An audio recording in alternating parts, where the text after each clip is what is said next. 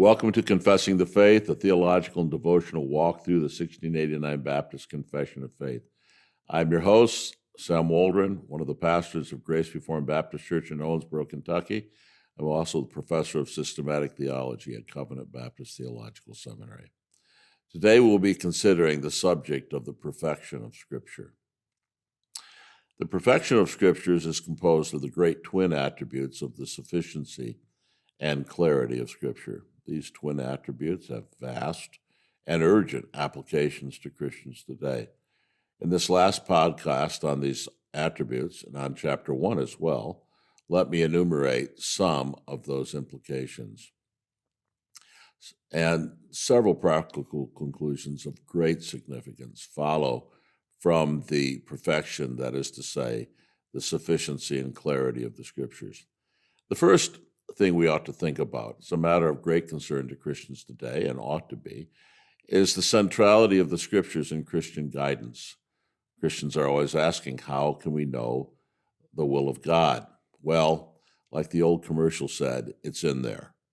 The Scriptures provide the key or secret to the discovery of God's will for our lives. They're able to do this because they are a sufficient and clear guide to the entirety of God's preceptive will for us. The wisdom clearly and completely contained in the Scriptures enables us to order our lives in a wise and God-pleasing fashion. In the light of the Scriptures and their wisdom, even such knotty decisions as those concerning college, vocation, even marriage, can be made clear. It is to the Scriptures, therefore, that we must point those in need of the divine guidance promised in those same Scriptures. See Psalm 25, which says, among other things, is that the secret of the Lord is with those who fear him. But another application is this: the perfection of Scripture should obliterate all cynicism or skepticism with respect to the meaning or the proper interpretation of the Scriptures. Even professing Christians, you will hear them say sometimes, great men of God have differed. So how can I expect to be certain of the meaning of Scripture at this point? How often the objection is also raised, that's only your interpretation.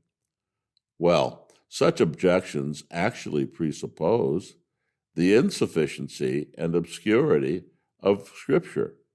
They're a denial of the perfection of Scripture.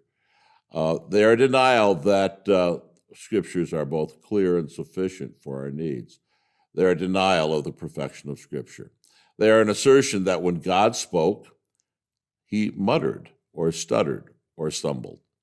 Such ideas are clearly rooted in rebellion, ultimately against the God of Scripture and what Scripture says, and they are contradicted by the sufficiency and clarity that the Bible ascribes to itself.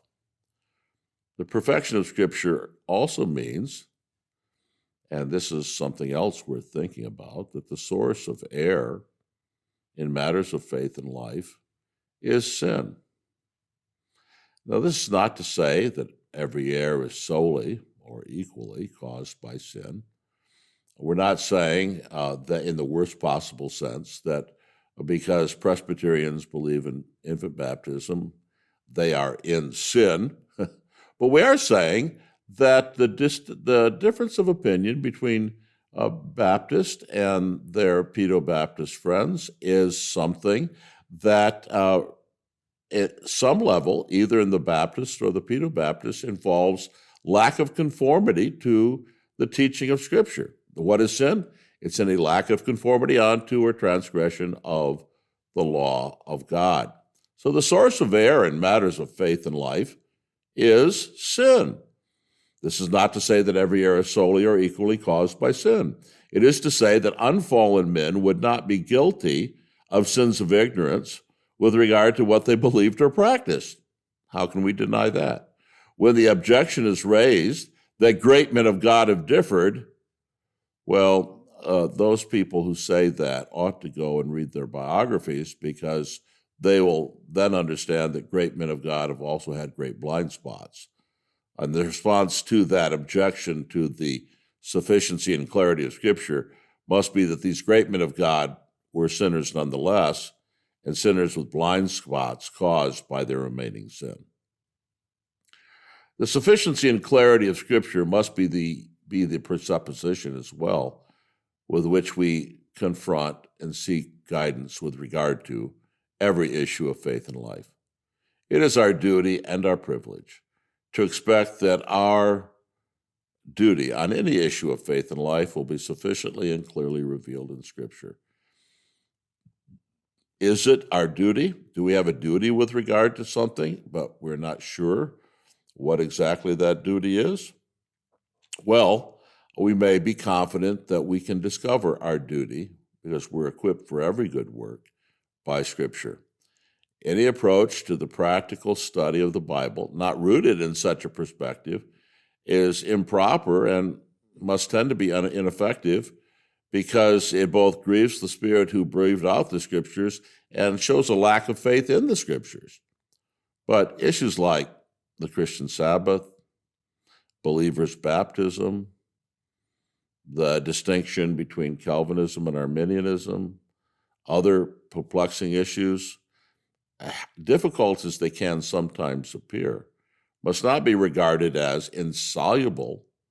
Since they are clearly matters of duty, we must regard the Scriptures as sufficient and clear enough to resolve them.